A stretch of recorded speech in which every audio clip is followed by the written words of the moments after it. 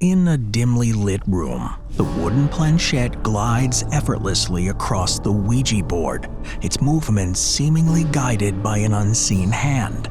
For over a century, this simple board, etched with letters, numbers, and the words yes and no, has been a portal to the unknown, a bridge between the living and the dead, or the story goes.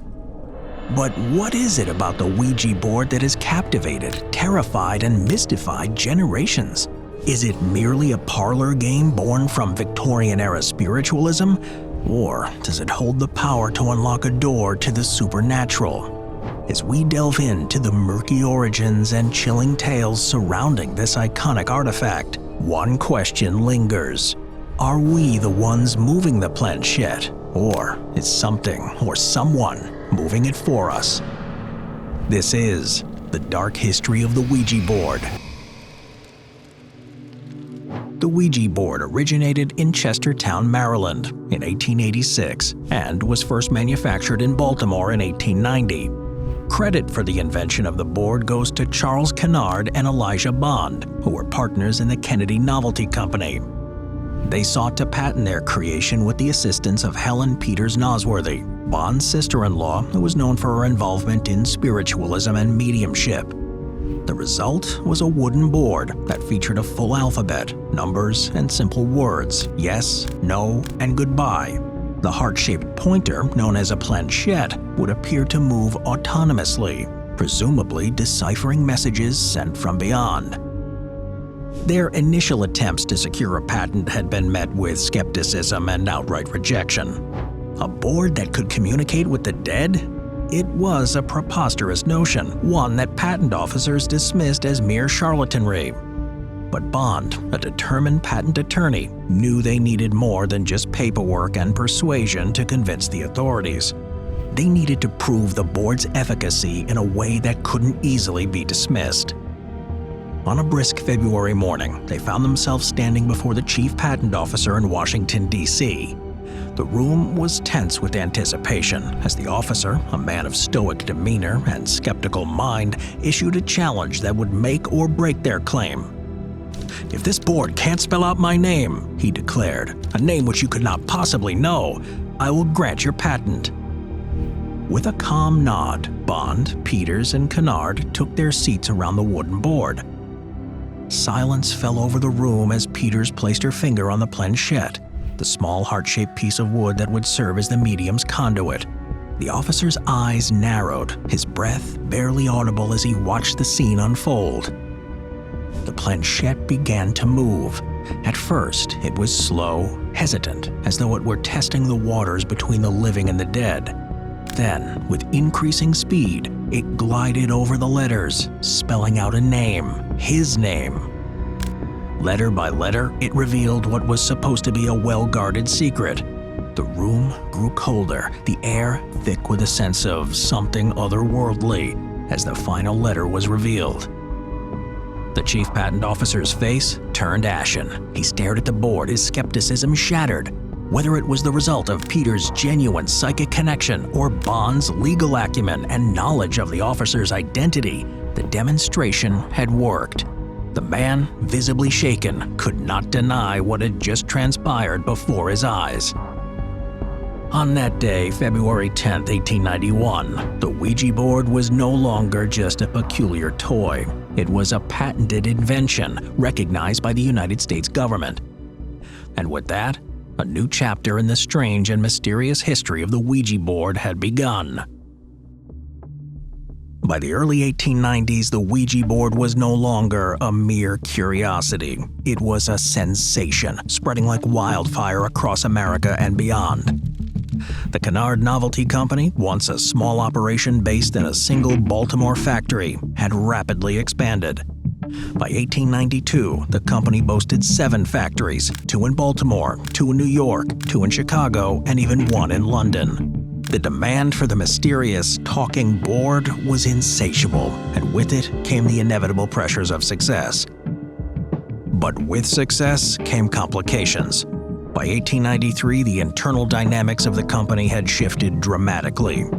Elijah Bond and Charles Kennard, the very men who had brought the Ouija board to life, found themselves ousted from the company they had helped build. The cause? The same old adage that has undone many partnerships. Money changes everything.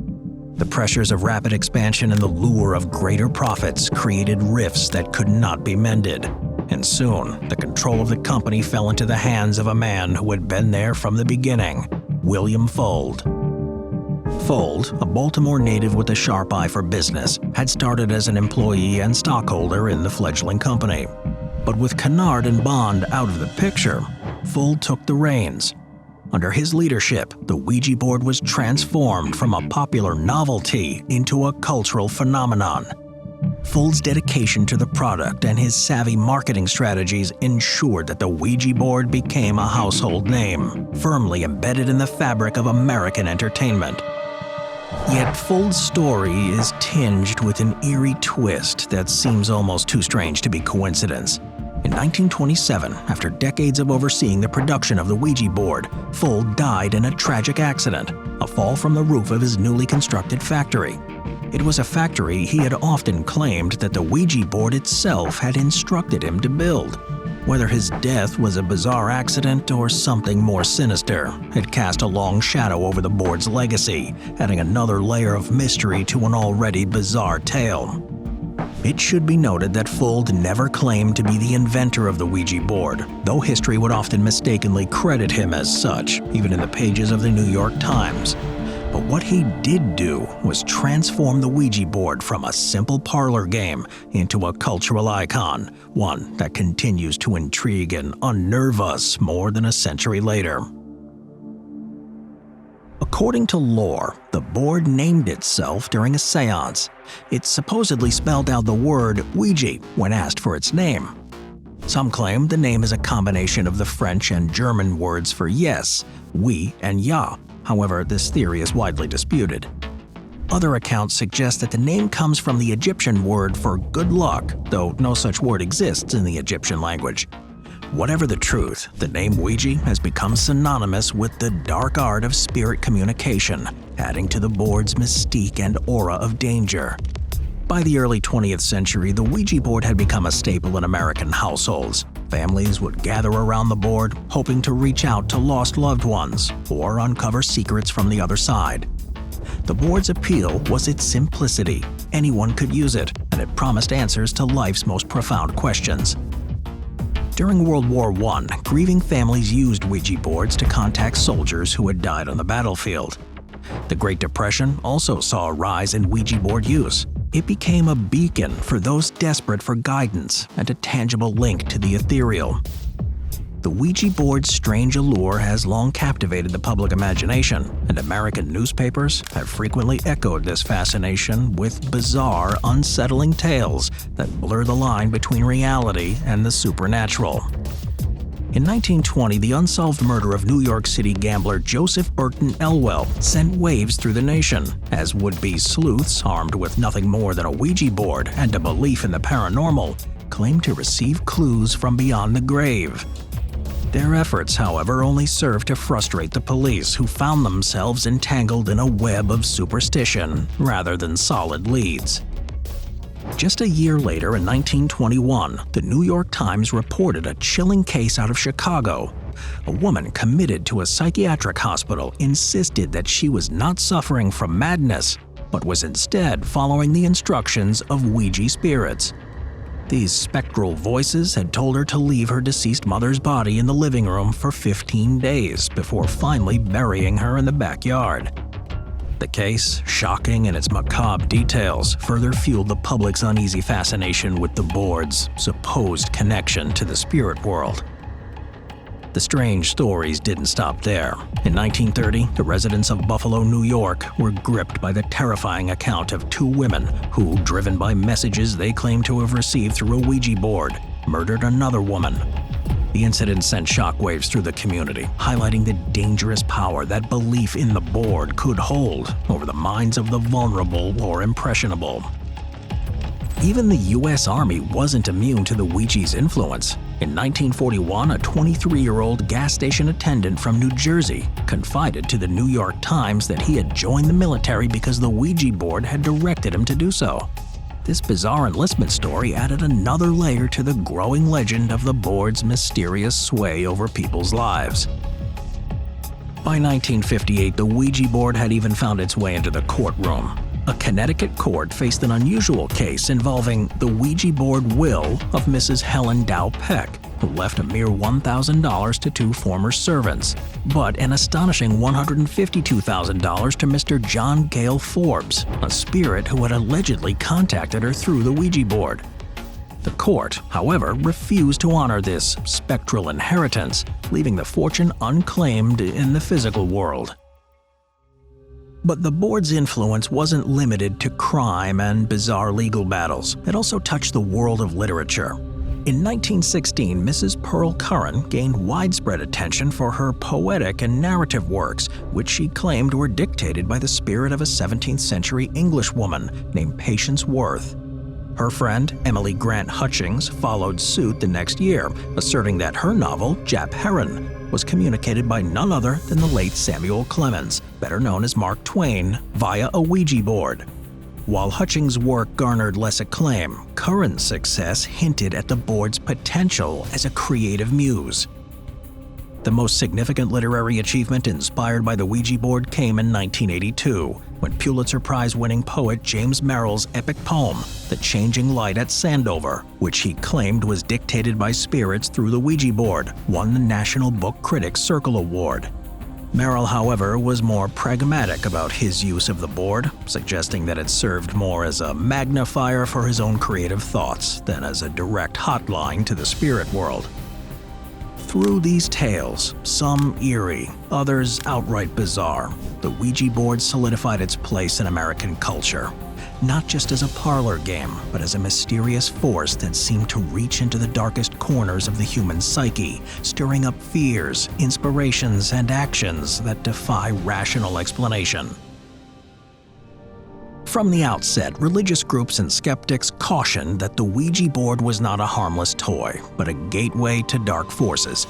The concept of contacting the dead conflicted with religious teachings about the afterlife, where spirits were believed to either be at peace or in torment, not lingering on Earth. Furthermore, the board's association with the occult and supernatural fueled fears that it was a tool of deception that led individuals away from faith and into spiritual peril. There were early reports of people experiencing terrifying consequences after using the board, unexplained phenomena, bad luck, and even madness. Some believed that the board could summon malevolent spirits, who would then wreak havoc on the lives of those who dared to use it. These warnings, far from deterring use, only added to the board's dark allure. Parker Brothers' purchase of the Ouija board in 1966 brought it into the fold of a major toy and game company, which led to increased production, wider distribution, and more marketing. Selling the Ouija board alongside other Parker Brothers products strengthened its status as a board game, not just a spiritualist tool. Under Parker Brothers, the Ouija board became the best-selling game in 1967, outselling Monopoly. The eerie, real-world crimes associated with the Ouija board didn't stop with the unsettling tales from the 20th century. As time marched on, the board continued to cast a dark shadow, linked to more heinous acts that further fueled its notorious reputation. In 1994, the Ouija board played a chilling role in the conviction of Stephen Young, a British insurance broker, for the brutal murders of Harry and Nicola Fuller. What set this case apart was the involvement of the jury, who, after struggling to reach a verdict, resorted to using a Ouija board to contact the victims. According to reports, the board confirmed Young's guilt, leading to his conviction. When the use of the board was revealed, it caused an uproar and even led to a retrial, but the damage to the board's reputation was already done. It had proven once again that in the hands of the desperate or superstitious, the Ouija board could influence real-world decisions with devastating consequences. In December 2008, a small community of Benton City was shaken by a horrifying double murder that seemed ripped from the pages of a horror novel. Joshua Tucker, a 16-year-old boy with a troubled past, was charged with the brutal killings of 13-year-old Elizabeth Shacklin and her mother, Ellen Laurie Shacklin. The details of the crime were chilling, but even more disturbing was the alleged motive behind it. According to Tucker's mother, Shannon Harrington, her son had been communicating with Satan through a Ouija board in the days leading up to the murders. Harrington claimed that Tucker spent 45 minutes talking to the devil before the entity supposedly possessed him, leading him to commit the heinous acts. She described her son as being in a trance-like state during the murders, watching himself from above as if he were not in control of his own actions. It was like Satan was using his hands, she told reporters, convinced that her son was under the influence of something far beyond his understanding. Tucker's mother painted a picture of a good-hearted boy who had been led astray, caught in a dark and dangerous world he couldn't comprehend. She insisted that Joshua had been a caring and responsible child, forced to grow up too quickly due to her own health struggles and the instability of his upbringing. But the influence of the Ouija board, she believed, had opened a door to something evil that had taken hold of her son and turned him into a killer. The case was further complicated by Tucker's history of mental health issues and his involvement with Satanism, which Harrington said began after he was placed in the foster care system. She expressed her belief that her son would be better served in a mental hospital than in jail, arguing that his actions were the result of a possession rather than premeditated intent. As the trial unfolded, the story of Joshua Tucker and the Ouija board became a grim reminder of the dangers of delving into the unknown, particularly for vulnerable and impressionable minds. The tragedy left a community grappling with the incomprehensible and questioning how a simple game could lead to such devastating consequences. These later crimes, building on the earlier tales of murder and madness, have solidified the Ouija board's place in a history of infamy. No longer just a curiosity of the spiritualist movement, the board has become a symbol of the uncanny, its dark reputation etched into the fabric of modern folklore as a tool that in the wrong hands can unlock the most malevolent forces within the human mind. Hollywood, too, has played a significant role in shaping the public's perception of the Ouija board. The 1973 horror film The Exorcist is perhaps the most iconic example. In the film, a demon possesses a young girl named Reagan after she uses a Ouija board. Since then, the Ouija board has appeared in countless horror films, each one reinforcing its image as a conduit for malevolent spirits. Some of these films include Paranormal Activity from 2009, The Conjuring 2 in 2016, Witch Board 1986, I Am Zozo in 2012, White Noise in 2005, and The Exorcism of Emily Rose in 2005. These portrayals have only deepened the board's sinister reputation. Despite the Ouija board's dark reputation, science offers a different explanation for its mysterious workings. Many think that the psychological phenomenon known as the ideomotor effect is what drives the planchette's movement. According to this theory, the users move the planchette unconsciously, guided by their own thoughts and expectations rather than spirits. The ideomotor effect implies that the board reveals hidden thoughts and fears, which can be just as unsettling as any supernatural encounter. This explanation, however, does little to diminish the board's allure. Even with scientific rationale, the Ouija board remains a powerful tool for those seeking contact with the unknown. In today's digital age, the Ouija board continues to fascinate and terrify. Social media platforms and online forums are filled with personal stories and experiences, with many claiming to have had real encounters with spirits through the board. In one viral TikTok video, a group of friends nervously watch as the planchette moves seemingly on its own, spelling out chilling messages that leave them shaken. On Reddit, users share tales of unexplained noises and strange occurrences after a Ouija session, with some claiming that they were haunted for weeks by a presence they had unknowingly invited in. People then share and reshare these tales, perpetuating the board's dark reputation. The internet has also given rise to new forms of Ouija board usage, with virtual boards and apps allowing people to communicate with spirits online. Despite these technological advances, the core experience remains the same. an eerie, unsettling encounter with the unknown that blurs the line between the natural and supernatural. The Ouija board's history offers several important lessons. It serves as a reminder that even the simplest of objects can carry a profound weight of meaning, capable of evoking fear, curiosity, and awe. The belief in the board's ability to connect with spirits taps into a deep-seated human desire to understand what lies beyond death, offering a sense of control over the unknowable.